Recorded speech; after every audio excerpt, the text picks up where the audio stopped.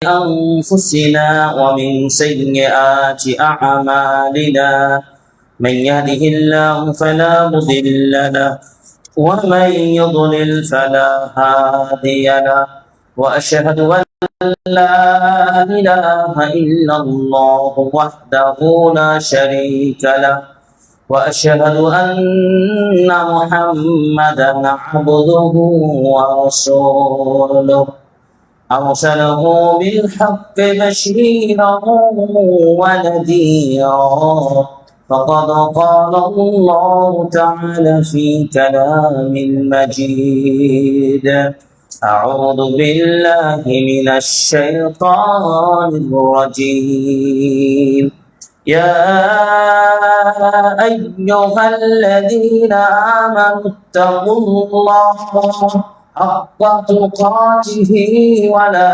تموتن إلا وأنتم مسلمون يا أيها الذين آمنوا اتقوا الله وقولوا قولا سديدا يصلح لكم أعمالكم ويغفر لكم ذنوبكم ومن يطع الله ورسوله فقد فاز فوزا عظيما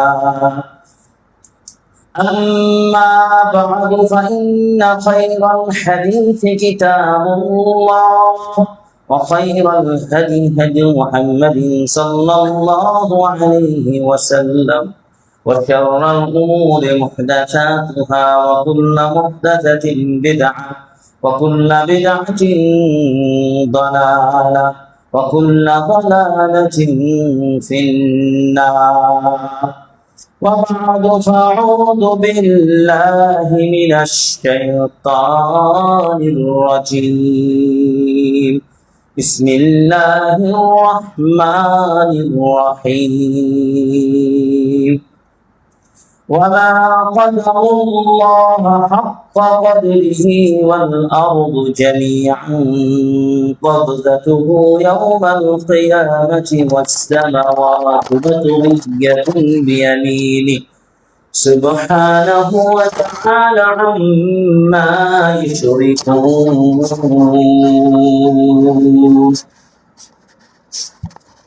عن نواس بن سمعان رضي الله تعالى عنه قال سمعت رسول الله صلى الله عليه وسلم عن البر والإثم فقال البر حسن الخلق والإثم ما حاق في صدرك وكرهت أن يطلع عليه الناس رواه مسلم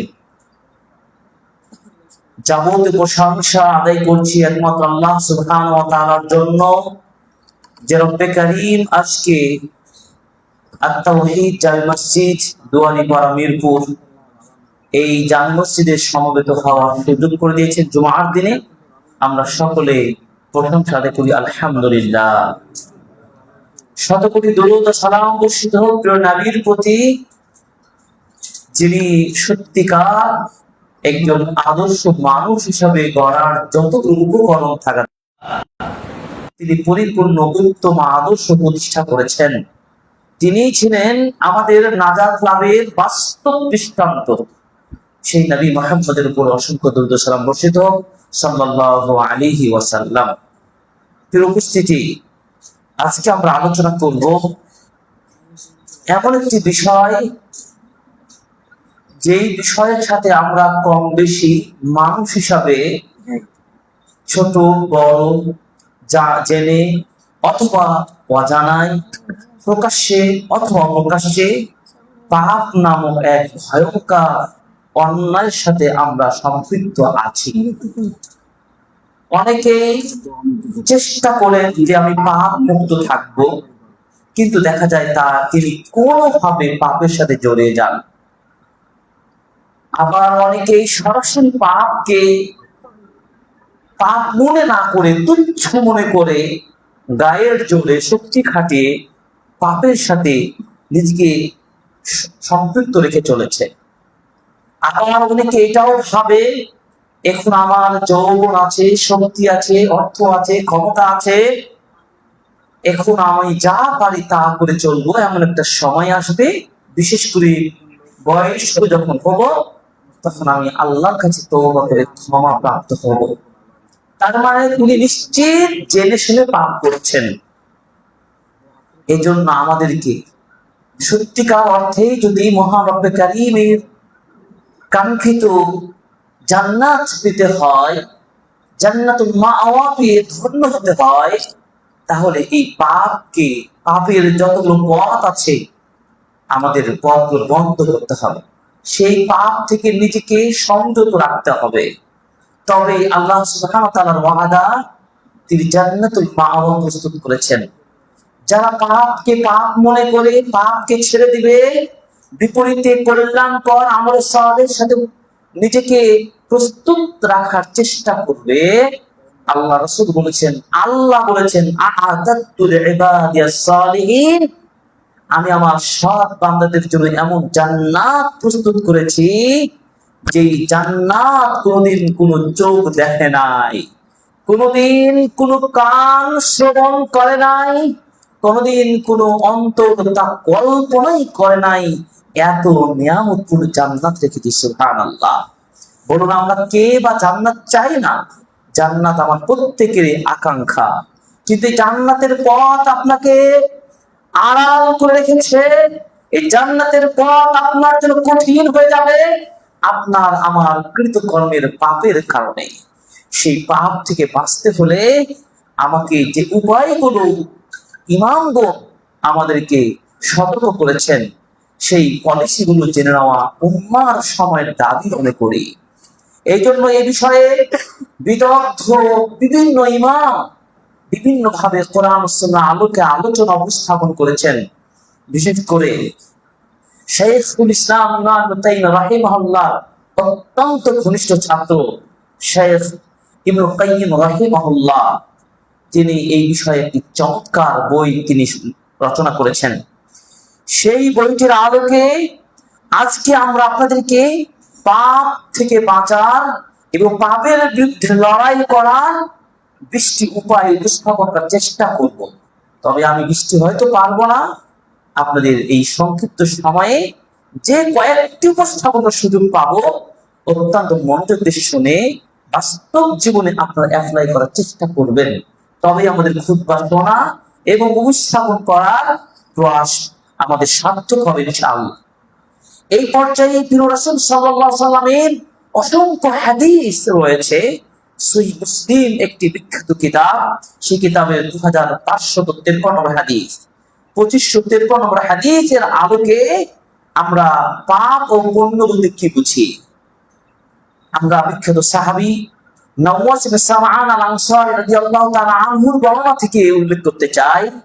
তিনি বলছেন, আমি রাসূল সাল্লাল্লাহু আলাইহি সাল্লামকে জিজ্ঞাসা করলাম, ইয়া রাসূলুল্লাহ, আনিল বির ওয়াল ইসম, পাপ কি আর গুনাহ কি?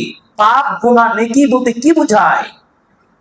রাসূল সাল্লাল্লাহু আলাইহি সাল্লাম বললেন, আল বিররু হুসনুল খুলুকি, উত্তম আচরণটাই হলো নেকি, ভালো কাজ।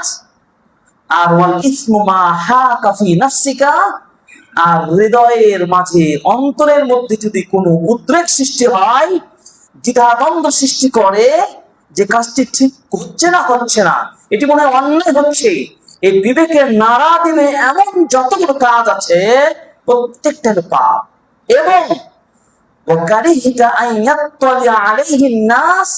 এবং ওই ব্যক্তি ওটাকে পাপ মনে করবে, যেই কাজটা তিনি অন্যের নিকট জানো, অন্যরা এটা জানাটাকে অপছন্দ করবে।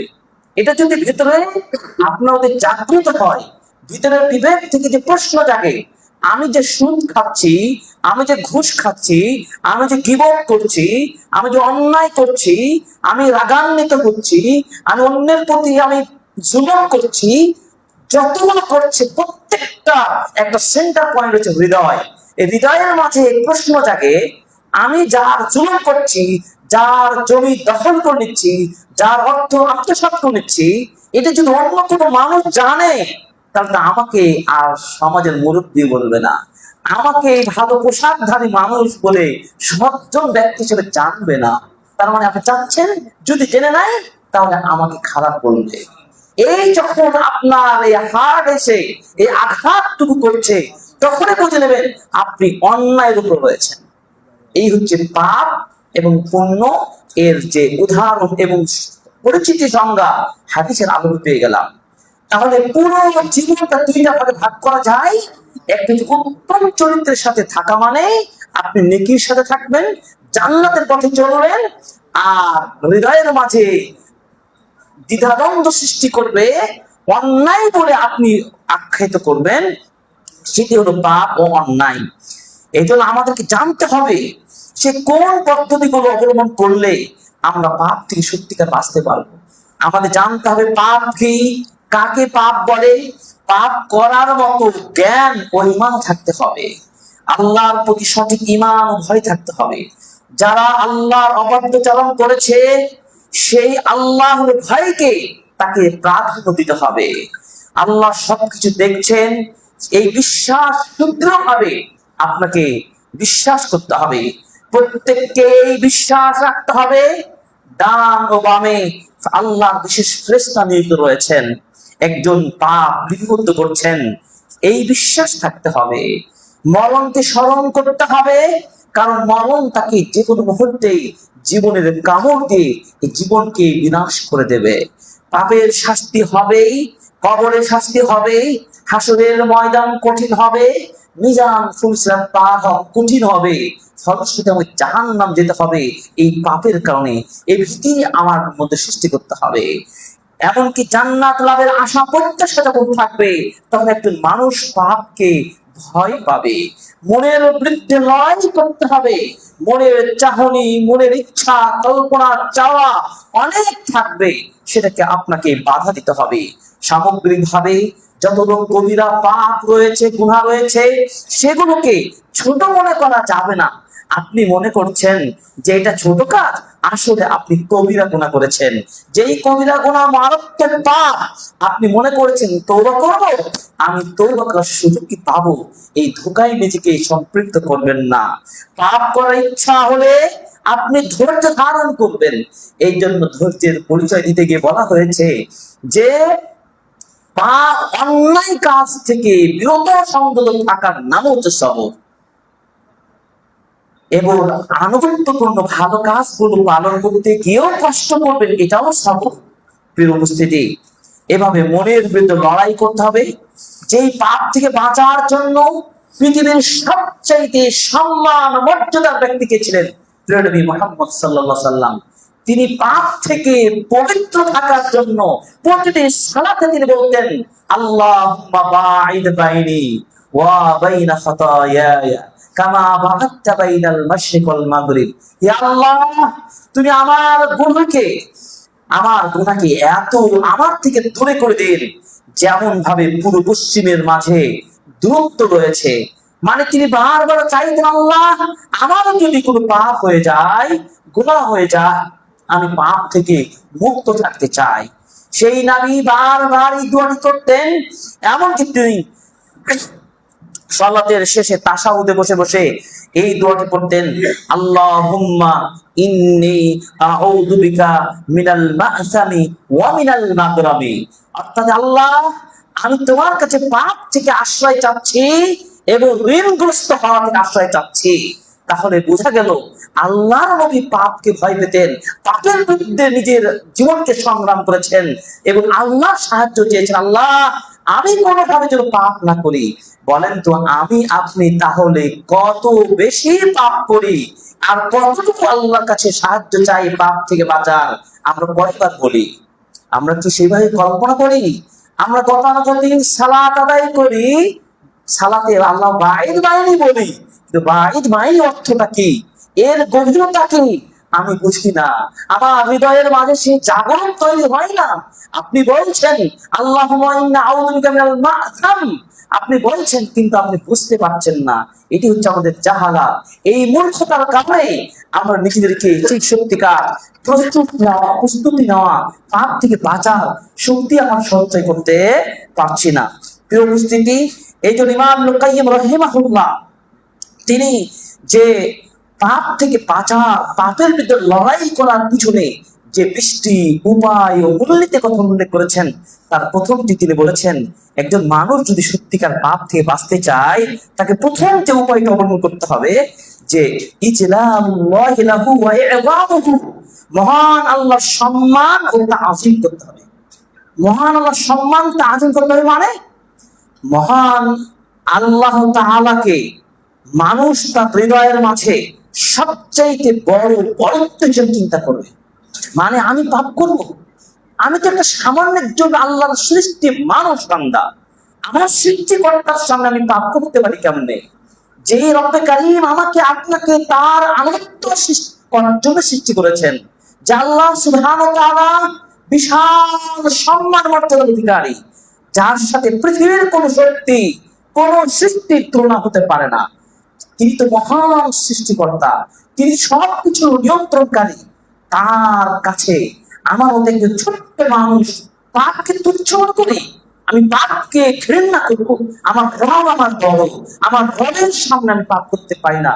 রবের মর্যাদাকে আপনি বিশাল করে হৃদয়ের মাঝে সেই একই বিশ্বাস যখন রাখবেন, তখন আপনি পাপ করতে কেউ সুযোগ খাবেন না।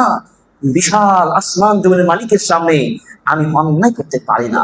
এই যে রব্বে কারীম কত বিশাল, তার পরিধি, তার ক্ষমতা কত সুবিস্তৃত, কোরআন কারীম আমরা লক্ষ্য করি। আল্লাহ পাক বলছেন ওয়ামা কাদারুল্লাহ হাক্কা কদরিহি, তারা আল্লাহ সুবহানাহু ওয়া তাআলার যথাযথ কদর মর্যাদা সম্মান তারা দিতে পারে নাই। অথচ ওয়াল আরদু জামিআন কবযাতুহু ইয়াওমাল কিয়ামাহ, সেই মহান আল্লাহ কত মহান, কিয়ামতের দিনে তিনি আল্লাহ রাব্বুল আলামিন পুরো জমিনকে তিনি কি করবেন? হাতের মুঠোয় তিনি নিয়ে নেবেন। তাহলে আল্লাহ কত বড়, চিন্তা করেন। কোন বিজ্ঞান দিয়ে কোন হিসাব নিকাশ করে আমরা কি এই সংখ্যা পরিমাণটা উল্লেখ করতে পারি? সক্ষমতা আছে?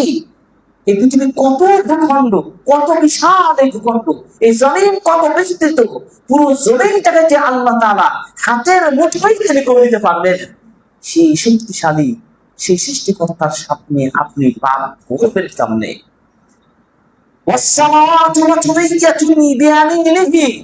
এবং যত আকাশ মণ্ডল রয়েছে সব আকাশগুলোকে আল্লাহ তার ডান হাতে গুটিয়ে নেবেন। চিন্তা করেছেন আল্লাহ কত বিশাল? সুবহানাহু ওয়া তাআলা আম্মা ইউশরিকুন, আল্লাহ তাআলা তোমাদের যে শিরক করো, আল্লাহর সাথে অংশীদার করো, যা কিছু বাজে করো সব কিছু আল্লাহ মুক্ত। এই আয়াত থেকে আমরা কি বুঝতে পারলাম? এই আয়াত থেকে বুঝতে পারলাম আল্লাহ যে মহান। যখনই পাপ করতে যাবেন তখন আপনি ইনস্টল করে দিবেন, আমি তো একটা ছোট্ট একটা আল্লাহর সৃষ্টি, আমি মহান আল্লাহর অসন্তুষ্টি করে আমি আল্লাহর সাথে আল্লাহর বিরুদ্ধে লেগে আল্লাহর অবাধ্য হয়ে পাপ করতে পারি? এই প্রশ্ন আপনার জাগবে। এই জন্য আল্লাহ রাব্বুল আলামিন আরো বলেছেন মা লাকুম লা তারজুনা লিল্লাহি ওয়া ক্বারা ওয়া ক্বাদ খালাকাকুম আতওয়ারা, তোমাদের কি হয়েছে যে তোমরা আল্লাহর প্রভাব প্রতিপত্তিকে ভয় করো না? তোমরা কত বড় দাপটে হয়েছো, কত বড় শক্তিশালী হয়েছো যে তোমরা আল্লাহ সুবহানাহু ওয়া তাআলা তোমরা ভয় পাও না? অথচ আল্লাহ বিশাল প্রভাব এবং প্রভাব প্রতিপত্তির মালিক, তোমরা কি জানো না? ওয়াকাদ খালাকাকুম আতওয়ারা, তিনি তোমাদেরকে সৃষ্টি করেছেন স্তর ভিত্তিক স্তর ভিত্তিক। আমার আপনার সৃষ্টি চিন্তা করেন তো, আল্লাহ সুবহানাহু ওয়া তাআলা মানুষ কি মিন আলাক, এক ফোঁটা পানি থেকে এক ফোঁটা রক্ত দিয়ে এরপর জমাট হয়ে এরপরে মায়ের রেহেম থেকে স্তর স্তর ভিত্তিক 9 মাস আমার মায়ের পেটে থেকে জীবন পেয়ে দুনিয়াতে আল্লাহ পাঠিয়েছেন। এই সৃষ্টির এই বিশালতা আপনি কি কল্পনা করতে পারেন? যে মহান আল্লাহ আপনাকে জীবন দিলেন, সেই রবের বিরুদ্ধে আপনি সংগ্রাম করবেন, এটি কোনদিন কোনো এই ছোট্ট বিবিধিকার মতো আমি পাপ করতে পারি? তার মানে আল্লাহ সম্পর্কে সঠিক আল্লাহর বিশালতা সম্পর্কে জ্ঞানের অভাব থাকার কারণেই পাপকে তুচ্ছ মনে করি, পাপ আমরা করি। বিপরীতে যদি আমরা পাপকে দূরে রাখতে পারি, যেমন আল্লাহর বিশালতাকে ধারণ করতে পারি। ইবনে আব্বাস রাদিয়াল্লাহু তাআলা আনহুমা তিনি বলছেন মা লাকুম লা তুআদ্দিমুনা হাক্কা আযামাতিহি, তোমাদের কি হয়েছে? আল্লাহ যে বিশাল সৃষ্টি করলেন এই ব্যাপারে তোমরা কেন বড় হিসাবে ধরতে পারো না, বড় হিসেবে বিবেচনা করতে পারছো না? সুতরাং আমাদের মধ্যে পাপ থেকে বাঁচার একটি বড় উপায় হলো কি, মহান আল্লাহকে বিশাল ভাববেন। নাকি আমরাই কি বিশাল? যখন ক্ষমতায় চলে আসি তখন নিজেকে বিশাল বাঘের বাচ্চা ভাবি, কিন্তু যখন বিপদ চলে আসবে বাঘের বাচ্চা কোথায় লুকিয়ে যাবে এইটা বুঝতে পারবেন না, যা ইতিহাস প্রমাণ করছে। সাবধান হয়ে যেতে হবে। বিশর বিন হারিস আল হাফি বলেছেন, লাউ তাফাক্কারান নাসু ফি আযামাতিল্লাহি তাআলা লামা আসাউহু, মানুষ যদি সত্যিকার অর্থে মহান আল্লাহর বিশালতা, মহান আল্লাহর মর্যাদাকে ধারণ করতে পারে, মহান আল্লাহকে বড় হিসেবে নিতে পারে, এই বিশ্বাস সৃষ্টি করতে পারে, সে কখনোই পাপ করতে পারে না। পাপ করে কি? যে সীমালঙ্ঘন করার মতো দুঃসাহসিকতা দেখায়। তো আপনি আল্লাহর কাছে দুঃসাহসিকতা দেখাবেন কেমন? সুতরাং পাপ থেকে বাঁচার একটি উপায় হলো এটি। 2 নম্বর হচ্ছে কি, মুহাব্বাতুল্লাহ, আল্লাহর ভালোবাসা সৃষ্টি। আল্লাহর প্রতি ভালোবাসা থাকলে আপনি পাপ করতে পারেন? আমি যাকে ভালোবাসি আমি কি তার বিরুদ্ধে কাজ করতে পারি? আমার স্ত্রী, আমার বন্ধু, আমার শিক্ষক, তাদেরকে আমি সম্মান করি, তাদের ভালোবাসা পেতে পছন্দ করি। তিনি আমার প্রতি ভালোবাসা রাখেন, আমিও তাদের প্রতি ভালোবাসা রাখি। বলেন তো, যাদের সাথে সুসম্পর্ক তার বিরুদ্ধে আমরা কখনো অন্যায় কথা বলতে পারি? সম্পর্ক থাকবে? কখনো থাকবে না। সত্যিকার অর্থেই আমরা মুসলিম ধারণ করেছি, কিন্তু প্রকৃতপক্ষে আল্লাহকে ভালোবাসতে পেরেছি? কিন্তু বলতে পারেন যে আল্লাহকে ভালোবাসে না বা আল্লাহর ভালোবাসা চাই না? নিঃসন্দেহে ভালোবাসা আমরা চাই। তো এই জন্য আল্লাহ বলছেন, ওয়াল্লাযীনা আমানু আশাদ্দু হুব্বান লিল্লাহ, যারা ঈমান এনেছে তারা আল্লাহর ভালোবাসায় অত্যন্ত দৃঢ় হবে। সুতরাং বান্দা যখন নিজ হৃদয়ের মাঝে মহান আল্লাহর ভালোবাসাকে ব্যস্ত রাখবে, সত্যি আমি আল্লাহকে ভালোবাসি, তার মানে আল্লাহর আনুগত্য করি, আল্লাহর নির্দেশ মেনে চলি, আল্লাহর নির্দেশের বাইরে আমি কি অন্যায় করতে পারি? আল্লাহ নিষেধ করেছেন কি, নিষিদ্ধ কাজগুলো কি, আপনি তদন্ত করুন কোরআন থেকে, এক এক করে খুঁজে পাবেন অসংখ্য নিষিদ্ধ কাজ আছে। আর নিষিদ্ধ কাজ থেকে বেঁচে থাকা আর এই নিষিদ্ধের বিপরীত সকল আওয়ামের আদেশকৃত কাজগুলোকে পালন করার নামে তাকওয়া। আপনি মুত্তাকি দাবি করছেন আর একদিকে ভালো কাজও করলেন, আর নিষিদ্ধ কাজটাকে আপনি নিষিদ্ধ মনে না করে আপনি সেই কাজগুলো করছেন। এবার দেখুন তো কয়েকটা উদাহরণ করা থেকে। আল্লাহ বলছেন, ওয়ালা তাকতুলুন নাফসাল্লাতী হারামাল্লাহু ইল্লা বিল হক, তোমরা অন্যায়ভাবে কোনো মানুষকে হত্যা করবে না। করছি না? সামান্য দলীয় স্বার্থের কারণে আপনি ধাওয়া করে হত্যা করে দিচ্ছেন, জিহাদ একটা মানুষ মরে যাচ্ছে। আল্লাহর আইন যার উপর প্রয়োগ হবে তাকে হত্যা করবে। মানে জেনা যদি করে, কোনো বিবাহিত নারী যদি কাউকে, বিবাহিত পুরুষ, বিবাহিত মানুষ নারীর সাথে জেনা করে, তার শাস্তিটা কি? একজন বিবাহিত পুরুষ যদি একজন নারীর সাথে ব্যভিচার লিপ্ত হয়, তার শাস্তিটা কি? কোরআন হচ্ছে ব্যভিচার করা যাবে না, ওয়ালা তাকরাবুজ জিনা, তোমরা জেনা তো করা দূরের কথা, তার পাশেই যেও না। কিন্তু আল্লাহর নবী বলেছেন যে যারা জেনা করবে তার শাস্তিটা হলো কি? তাকে রজম করতে হবে। ইসলাম এই এত মুখের শব্দ না, ইসলামের দাবি করছি, ইসলামকে জায়গায় রেখে আপনি চিন্তা করেন আর নিজের মধ্যে এই আইন প্রয়োগ করেন। আল্লাহ পাক বলছেন তোরা জেনা কর না, জেনা করলে শাস্তি হবে। তো জেনা তো করছি আমি, আপনি, আমার বাড়ি থেকে বের করে দিলাম, এটাই শাস্তি? নাকি আপনি দাবি তোলাটা উচিত যে আমার ঘরের সন্তান পাপ করে জেনা করেছে, এগুলো কিন্তু শাস্তি কোরআন আইন প্রয়োগ করা হয়, আর আপনি মিথ্যা দাবি করছেন? কোথায় থেকে পেয়েছেন? সাইকোলজিক্যাল ভাবে ব্রেন যা রাখবেন বোঝার চেষ্টা করবেন। ইমানি শক্তি যদি আপনার হৃদয়ের মধ্যে ধারণ করে থাকেন, তাহলে কেন আপনি বলেন কোরআনের আইন চলবে? কোরআন আইনের আপনি কি পাগল দিয়েছেন কোরআনকে? কোরআনের আইন চলবে, আপনি ধিক্কার দিচ্ছেন, চিৎকার করছেন, কোন আইন বাস্তবায়নের জন্য একটা কোনো মূলনীতি বাস্তবায়নের কোনো পদক্ষেপ নাই।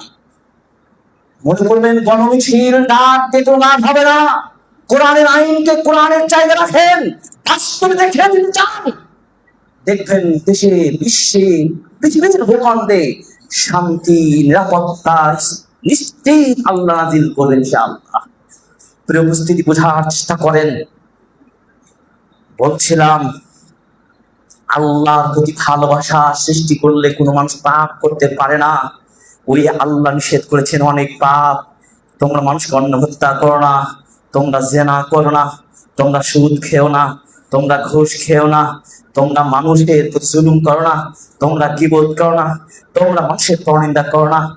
এত কিছু কোরআন নিষেধ করেছেন, আর আমি আপনি কয়জন বিরত আছি বলেন তো? কোরআনুল কারীমে একটা সূরা আছে, ওই সূরাটার তাফসীর শুনে নেবেন, ভালো করে পড়াশোনা করবেন। ওই একটা সূরাকে বলা হয় সূরাতুল আখলাক বলা হয়েছে। চরিত্র গঠনের চূড়ান্ত সূরা হচ্ছে সূরাতুল হুজুরাত। কোন মানুষ যদি জান্নাত পেতে নিশ্চিত করতে চায়, সূরাতুল হুজুরাত স্টাডি করে আপনার জীবনে বাস্তবায়ন করতে হবে। এটা আখলাক গঠনের চূড়ান্ত পর্যায়। আমরা বড় ইমানদার, আমি বড় হাজী শেখ মাদানী, আমি গীবত করি, আমি জেনা করি, আমি অন্যায় করি, সুন্নাহকে ভায়োলেট করি, আমরা কি করি? মানুষকে ঠাট্টা বিদ্রুপ করি, বন্ধুদের দ্বন্দ্ব লাগানো পছন্দ করি, গোত্র আর এক গোত্র ঘরের মধ্যে সম্পর্ক বিচ্ছিন্ন ঘটার চেষ্টা করি, মহা পাপ করি। কিসের শিক্ষা নিয়েছি আমরা? হৃদয়ে ইমানি আলো জ্বালাতে হবে। আল্লাহর ভালোবাসা যদি থাকতো, কোরআনের শিক্ষা যদি ধারণ করতে পারতাম, তাহলে কি পাপ করবো? আপনি যখনই জীবন করবেন তখন চিন্তা করবেন, আল্লাহ সূরাতুল হুজুরাত বলে দিয়েছে, ওয়ালা ইয়াগতাব বা'দুকুম বা'দা ওয়ালা ইয়াসখার। কেউ কাউকে ঠাট্টা করতে পারে, পরনিন্দা করতে পারে, পরচর্চা করতে পারে, দাম্ভিকতা করতে পারে, অহংকার দেখাতে পারে, অন্যকে রাগ দেখাতে পারে, ক্ষমতার শক্তি দেখাতে পারে। আল্লাহ ভালোবাসা কোথায় গিয়েছে? তাই ইমাম ইবনে কাইয়্যিম রাহিমাহুল্লাহ বলছেন, যদি সত্যিকার পাপ থেকে বাঁচতে চাই, আল্লাহর ভালোবাসা আপনার ধারণ করতে হবে। সত্যিকার হৃদয়ের মাঝে আল্লাহর ভালোবাসা থাকলে আপনি পাপ করতে পারেন না। একজন ভালোবাসার মানুষ ভালোবাসা ব্যক্তির বিরুদ্ধে বা সেই সত্তার বিরুদ্ধে করতে পারে না। আল্লাহ তাআলা বলছেন, কুল ইন কুনতুম তুহিব্বুনাল্লাহ, তোমরা যদি আল্লাহর ভালোবাসা পেতে চাও তাহলে নবীর অনুসরণ করো। নবীর অনুসরণ যদি করো, আল্লাহ বলছেন আমি তোমাকে ভালোবাসি। সুবহানাল্লাহ। শুধু তাই নয়, এই যে আমরা পাপ করি, আমি একটু শায়েখ হয়ে পাপ করি, আপনি তো মুসল্লি পাপ করেন, কিন্তু আপনি চেষ্টা করছেন, বারবার চেষ্টা করছেন পাপ মুক্ত থাকার, আর নবীর সুন্নাহকে বাস্তবায়নের চেষ্টা করছেন। আল্লাহ বলে দিচ্ছেন, ওয়া ইয়াগফিরু লাকুম যুনুবাকুম, আল্লাহ তোমাদের পাপগুলো ক্ষমা করে দেন। সুবহানাল্লাহ। ওয়াল গাফফার, আল্লাহ গাফফার নামটা ধরে আপনি চিন্তা করেন, এই গাফফার নামটি কার? আমার সৃষ্টিকর্তা। ওই গাফফার, আমি অন্যায় করেছি, ও গাফফারের কাছে আমি হাত তুলে গভীর রাতে দোয়া করি, আল্লাহ আমি ভুল করে ফেলেছি। কারণ আপনার হৃদয়ে তো ভালোবাসা সৃষ্টি করেছেন, রবের ভালোবাসা নিয়েছেন। প্রিয় উপস্থিতি, এই জন্য কবি বলেছেন, তুমি রাসূলের নাফরমানি করে তার ভালোবাসা প্রকাশ করো, এটা তোমার সম্ভব। অনুমানে এক অদ্ভুত ব্যাপার হতে পারে। তোমার ভালোবাসা যদি সত্য হতো, তবে অবশ্যই তুমি তার আনুগত্য করতে, কারণ যে যাকে ভালোবাসে সে তার অনুগত হয়ে যায়। ইন্নাল মুহিব্বা লিমান ইউহিব্বু মুতিই, যে যাকে ভালোবাসে সে তার অনুগত হয়ে যায়। তাহলে আপনার ভালোবাসা কি মিথ্যা না? আপনি আল্লাহকে ভালোবেসে জুমার সালাত আদায় করতে এসেছেন, জুমার সালাত শেষ, এরপর আপনি দালালি করবেন, 2 নম্বরই করবেন, বিভিন্ন সেক্টরে অনেক বিভিন্ন পাপের সাথে আপনি জড়িয়ে যাবেন। তাহলে ভালোবাসা কোথায় গেল? পাপ থেকে বাঁচার 2 নম্বর উপায়, আল্লাহর ভালোবাসা হৃদয়ে লালন করবেন, সেই ভালোবাসাকে ধারণ করবেন, আপনি পাপ থেকে নিজেকে বাঁচাতে পারবেন। প্রিয় ভাইরা, 3 নম্বর উপায় হচ্ছে কি? নিয়ামুল্লাহি ওয়া ইহসানুহু, আল্লাহর নিয়ামত ও অনুগ্রহকে স্মরণ করবেন। আমি পাপ করব কোথায়, কেমনে করব? আল্লাহ তো আমাকে অসংখ্য নিয়ামত দিয়েছেন। আল্লাহ তাআলা আমাকে অসংখ্য, আমাকে তারা দয়া দিয়ে এই দুনিয়াতে সুস্থ রেখেছেন, বাঁচে রেখেছেন। এই জন্য আল্লাহ তাআলার নিয়ামতের কথা কি আমরা কল্পনা করতে পারি, গণনা করতে পারি? একটি আয়াত সূরা ইব্রাহিম 14 নম্বর সূরা ইব্রাহিমের 34 নম্বর আয়াত, সবাই নোট করে রাখবেন। 14 নম্বর সূরা ইব্রাহিমের 34 নম্বর আয়াতে আল্লাহ পাক বলে দিচ্ছেন, ওয়া ইন তাউদ্দু নি'মাতাল্লাহি লা তুহসুহা, তোমরা যদি আল্লাহর নিয়ামতগুলো গণনা করো, গণনা শেষ করতে পারবে না। অন্য জায়গায় আল্লাহ তাআলা বলছেন, যদি সমগ্র সাগরের পানিগুলোকে কালি বানিয়ে দেওয়া হয়, পৃথিবীর সকল ডালপালাগুলো যদি কলম বানিয়ে দেওয়া হয়, আর সেই কলম দিয়ে কালি দিয়ে যদি আল্লাহর প্রশংসা নিয়ামত লেখা শুরু হয়, তো মহান আল্লাহর নিয়ামতের শুকরিয়া আদায় করে শেষ করা যাবে না। সূরা কালাম পড়ে দেখেন, একেবারে শেষের 2-3 আয়াত আগেটা পড়ে দেখেন। তার মানে বুঝে নিতে হবে আল্লাহ তাআলার অসংখ্য নিয়ামত, যার খান তারই গুণ গাইতে হবে। এই মূলনীতি দলীয় ব্যাপারে ভালো বুঝি। চেয়ারটা আমার দরকার, আমার ভালো একটা চেয়ার দরকার, ভালো একটা পদ দরকার, তাই আপনি 24-এর আন্দোলন কে করেছেন ছবি তুলে রেখেছেন, এখন ফেসবুকে পোস্ট করছেন আমিও ছিলাম। অথবা কাকে কোন মেডিকেলে ছিল সার্টিফিকেট দেখা হচ্ছে আমিও ছিলাম। একটা উদাহরণ উল্লেখ করছি। এই পদের জন্য একটা ছবি তুলে সেলফি তুলে ফেসবুকে পোস্ট দিয়ে মন্ত্রণালয়ে ঘুরে ঘুরে আপনি লিস্টের তালিকায় নাম নিতে চান, নেন, আমার আপত্তি নেই, প্রসঙ্গটা আলাদা। কিন্তু আল্লাহ সুবহানাহু ওয়া তাআলার হাজারো নিয়ামত আপনি ভোগ করছেন, আর ওই আল্লাহর বিরুদ্ধে পাপ করছেন। আপনি গায়রুল্লাহর পূজা করতে পারছেন না। আল্লাহ ছাড়া কোন মাখলুকে যখন আনুগত্য করবেন, তখন সে তাগুত হবে, তখন সীমালঙ্ঘন হবে, আল্লাহর আইনের বিরুদ্ধে আপনি দাঁড়িয়ে গেলেন। ইমানদার বেঁচে থাকবে, গর্জে শক্তি ধারণ করবে, কোন তাগুতের আনুগত্য করতে পারে না। আপনি আল্লাহর অসংখ্য নিয়ামত গ্রহণ করছেন, তার কাছে মাথা নত করবেন না। যখন পাপ করবেন চিন্তা করবেন, আল্লাহ আমি তো তোমার অসংখ্য নিয়ামত ধারণ করি, আমি জীবন ধারণ করছি, আল্লাহ আমি এই আমার দ্বারা পাপটা সমুচিত হতে পারে না।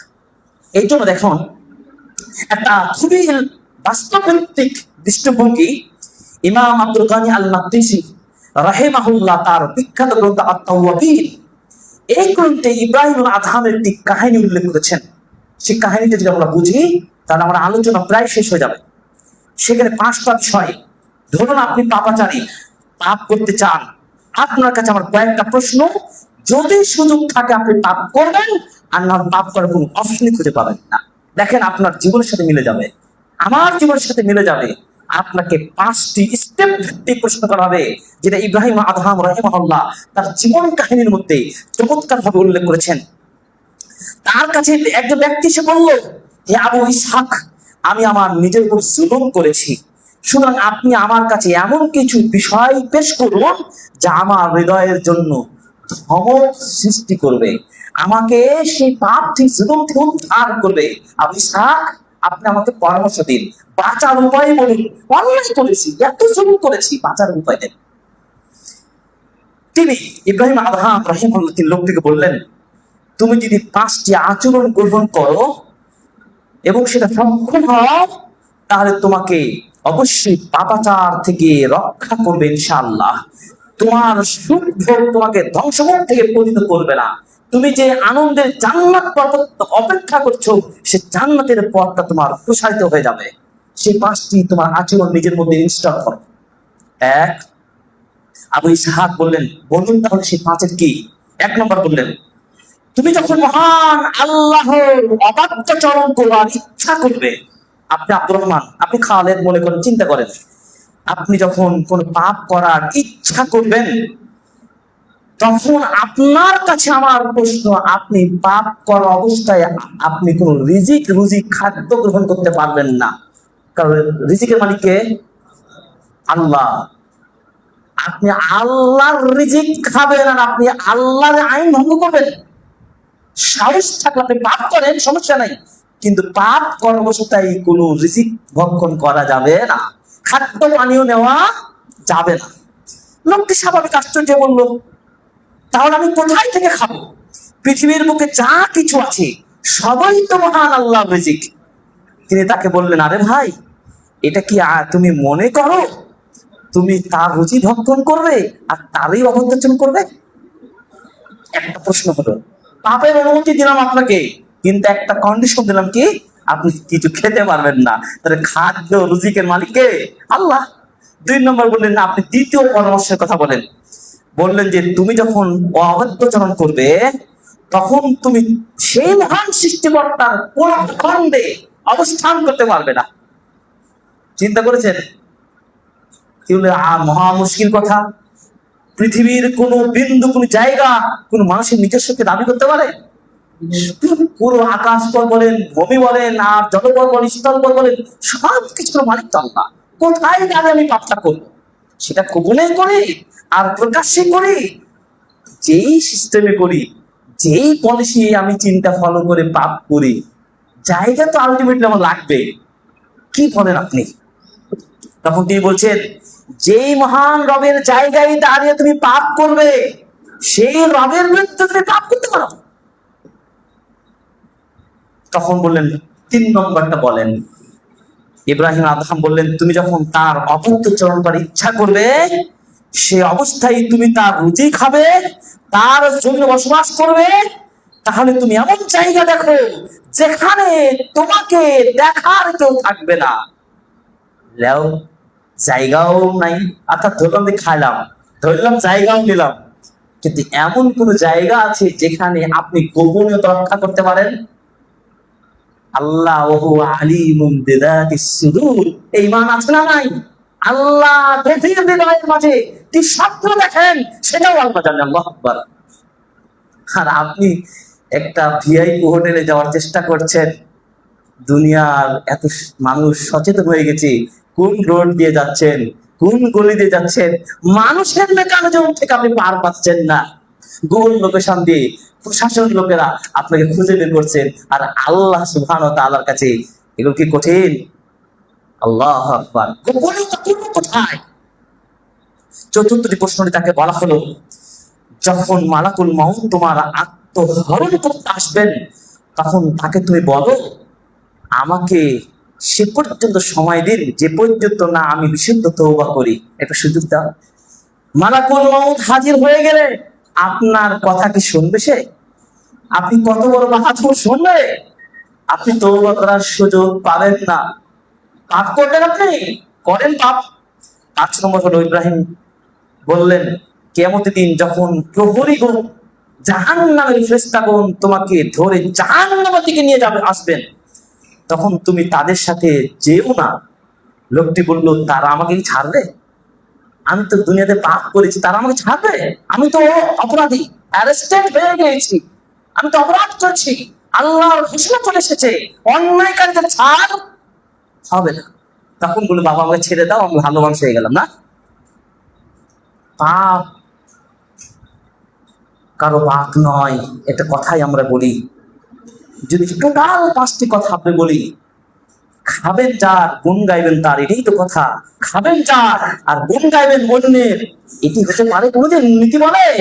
আপনি এক দলের পজিশন নেবেন, আর এক দলের গোপনে ভোট করবেন, আর এক দলের পক্ষে যাবেন, আর এক দলের বিপক্ষে যাবেন, যদি জানতে পারে দুনিয়ার ভয়ঙ্কর জায়গা সাংগঠনিক সংকীর্ণতা।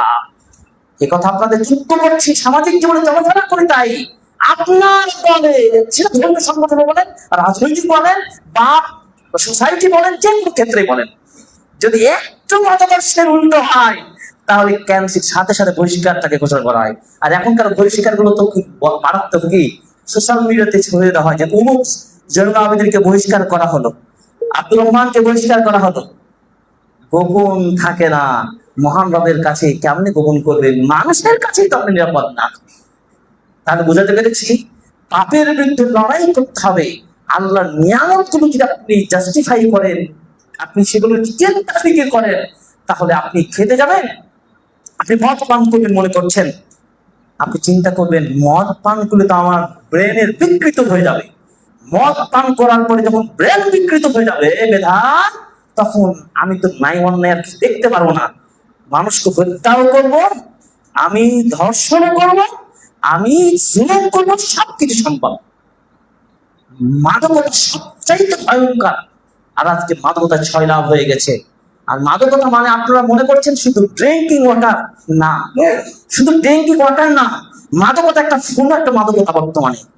যদি আপনাকে কন্ট্রোল করতে না পারেন, আপনি এত বেশি মাদক মানে কি আপনার মেধা শক্তিকে শূন্য করে দেবে, শূন্য করে দিয়ে আপনার মেধাকে আড়াল করে দিবে, আপনাকে মেধা শূন্য করে দেবে। তার মানে মেধায় সক্রিয়তা হারিয়ে ফেলবেন। যে উপাদান, যে উপকরণ দিয়ে আপনার মেধা সক্রিয়তাকে বিনষ্ট করবে সেই মাদকতা। ভালো করে গবেষণা করেন আপনারা। আজকে ছোট্ট ছোট বাচ্চাদের হাতে ডিভাইস তুলে দিচ্ছেন। আমার এক বন্ধু বলছিলেন, আপনারা অনেক বাবা মনে করেন আমার সন্তান এখন ওয়েবসাইটে ভালো সার্চিং করতে পারে, আমার ছেলে শিশু বাচ্চা ইউটিউবে চমৎকার সার্চিং তার পাওয়ার ভালো।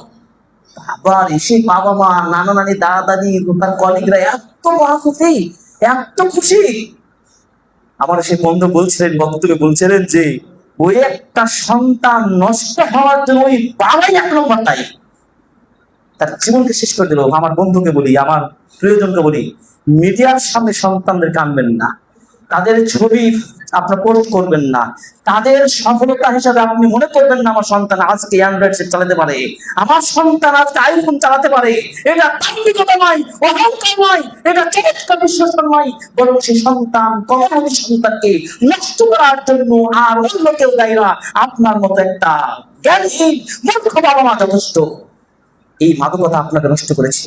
এই সন্তান ঈমান রক্ষা করবে, আল্লাহকে মানবে, নাকি মেন্টাল হয়ে পাগলামি করে সব আঁকাবুকা করবে?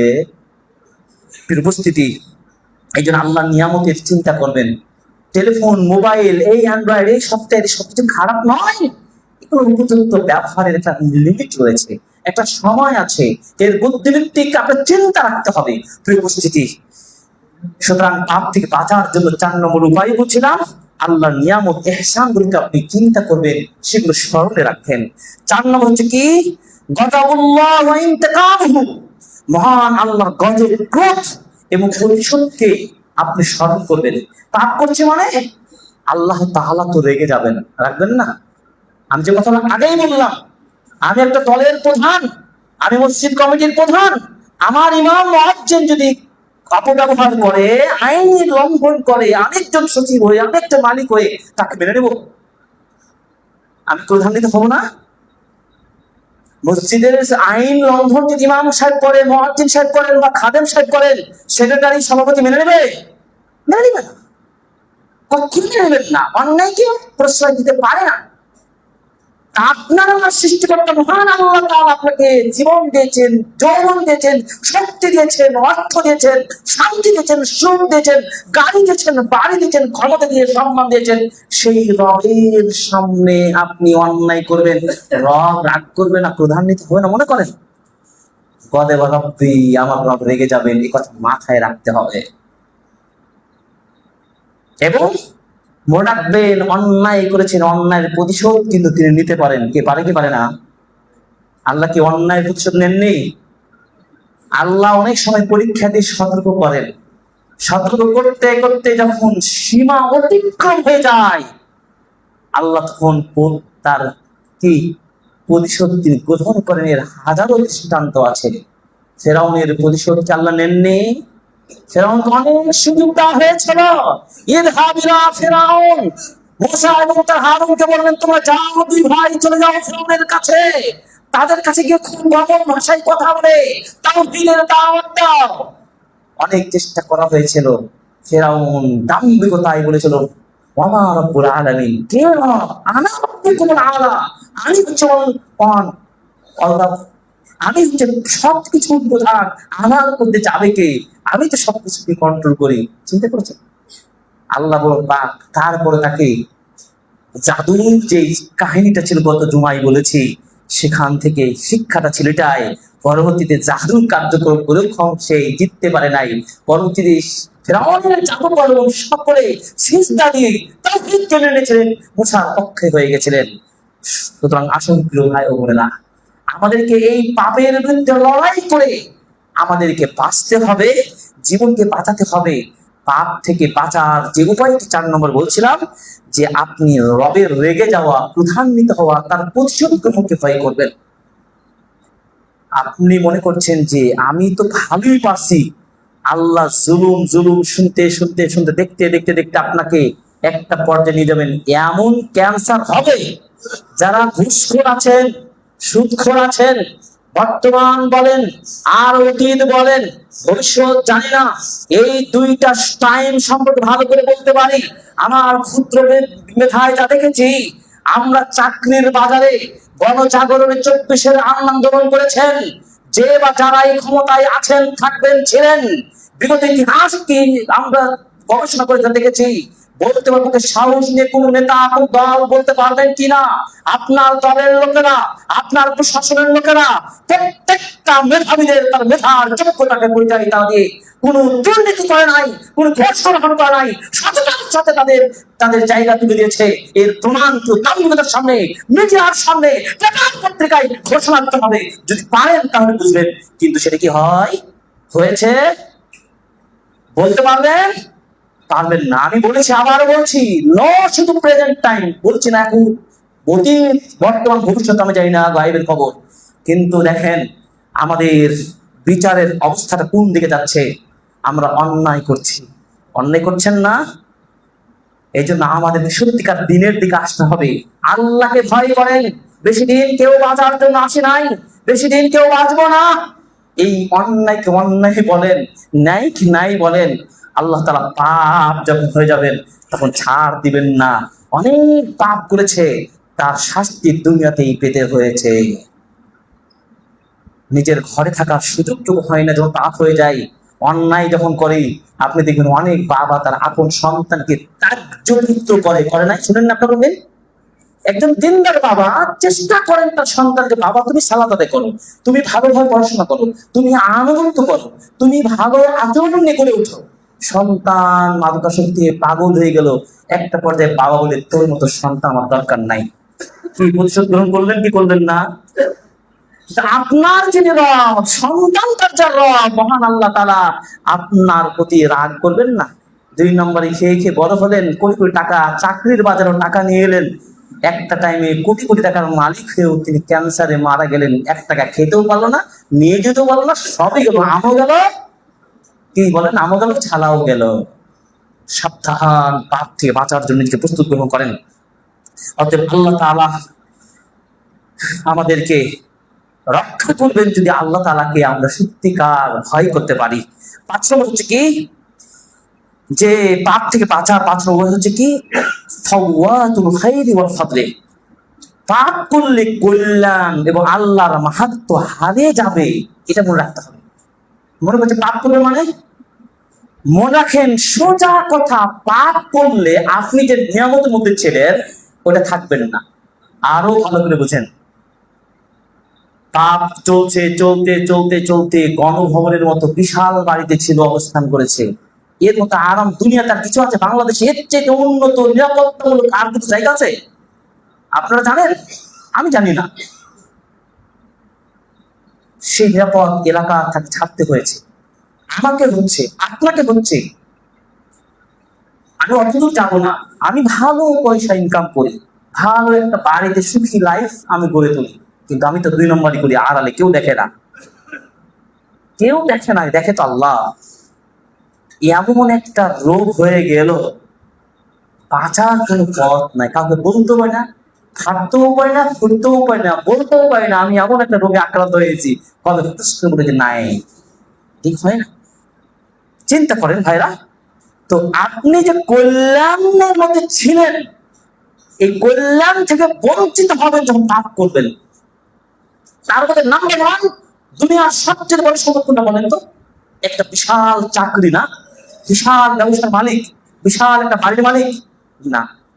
একজন মুমিনের, প্রশ্ন ছুড়ে দিলাম, একজন মুমিনের সবচেয়ে বড় সম্পদ কোনটা? খুতবার পরে আমাকে বলবেন, আমি এটা বলবো না, সেটা হারিয়ে যায় পাপ করলে। খুতবার পরে আপনারা বলবেন, খুতবার পরে আমি 10 মিনিট কুইজ করবো, আপনারা কিন্তু চলে যান। কেন যান? খুতবা শুনে আপনারা, সেখানে আপনারা ডিসকাস করার সুযোগ থাকে। সুতরাং শুনবেন, 10টা মিনিট সুন্নাত সালাত শেষে আলোচনা শুনবেন, প্রশ্ন উত্তর হবে, এরপর আপনি যাবেন। জুমার দিন একটা দিন এই খুতবাটা দেওয়া হয় কেন? আমি বলছি আমার হৃদয়ের মধ্যে জাগরণ তৈরি হয়। আপনারও হতে হবে, আপনারও হোক, আমি তো সে প্রত্যাশা করি।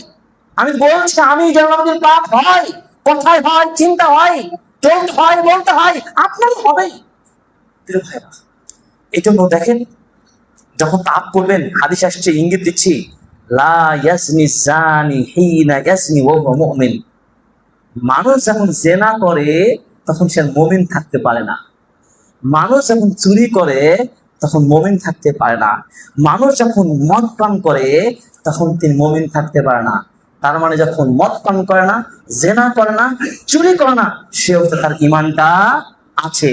তার মানে জেনা পাপ, চুরি করা পাপ, মদ পান করা পাপ। যখনই আপনি কোনো পাপের সাথে জড়িয়ে যাবেন তখন কি হারিয়ে যাবে? ঈমান হারিয়ে যাবে।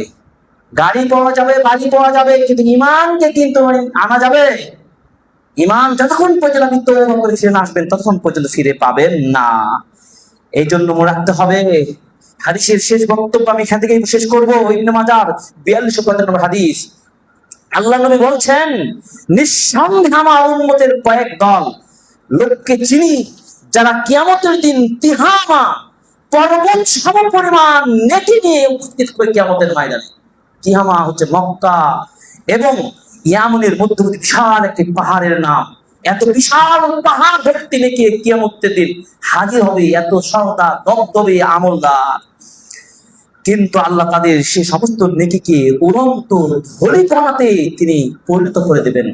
বলা হচ্ছে ওয়াজাল্লা ফায়াজআলুহু আল্লাহু আযজা ওয়া জাল্লা হাবাআম মানসুরা।